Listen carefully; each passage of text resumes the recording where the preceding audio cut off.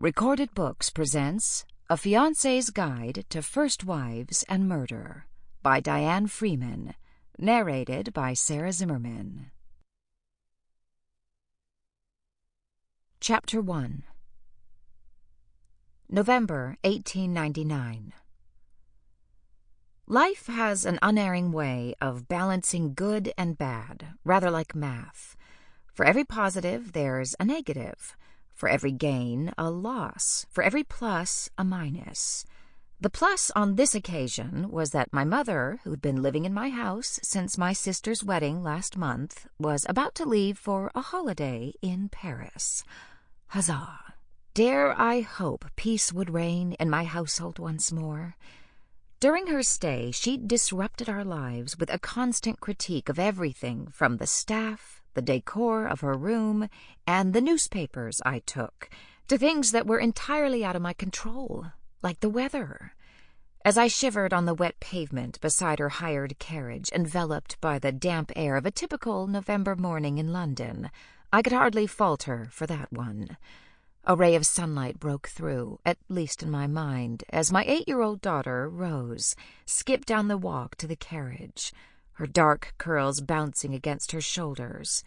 Nanny followed in a more sedate manner. She, too, had had just about all she could stand of Mother's interference, particularly with Rose's routine. Nanny set specific times for meals, lessons, recreation, and sleep. Despite my insistence she adhere to Nanny's schedule, Mother had one of her own. Whenever she was in want of company, Rose should be made available. My daughter loved it. Nanny did not. I wasn't exempt from my mother's judgment either.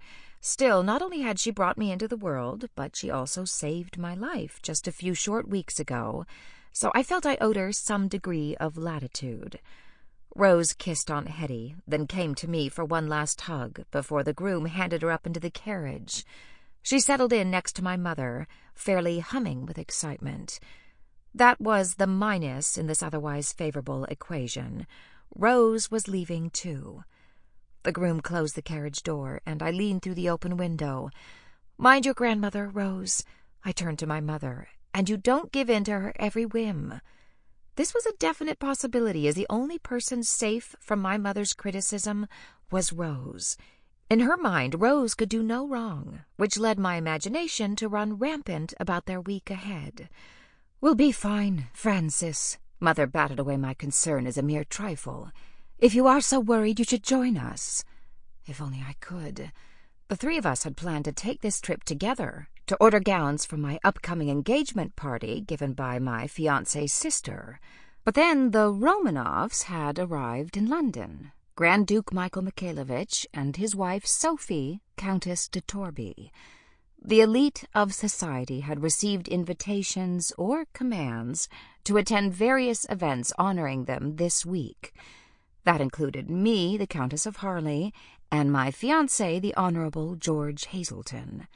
Despite all my admonishments to my mother not to give in to Rose's whims, I had done just that, allowing her and her grandmamma to go to Paris without me.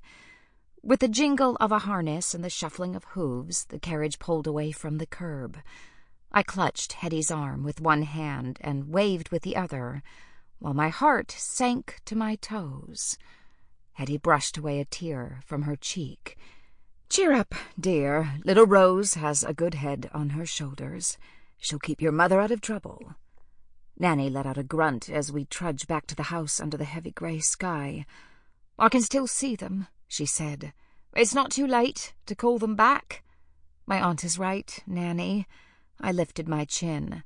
"We are worried about nothing. Between the servants, the hotel staff, and my mother, Lady Rose will be fine. After all, my mother raised me, and I turned out well enough."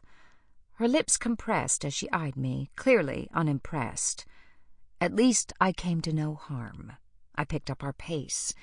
"You must be eager to be off on your holiday, visiting your sister, are you not?" Nanny grumbled something unintelligible, bobbed a curtsy, then stomped down the stairs to the service entrance. Hetty and I exchanged a glance as we stepped through the open front door to the entry hall. "Honestly, you'd think Rose was her daughter," Hetty said. She may not be Nanny's daughter, but she is her little girl. Sample complete. Ready to continue?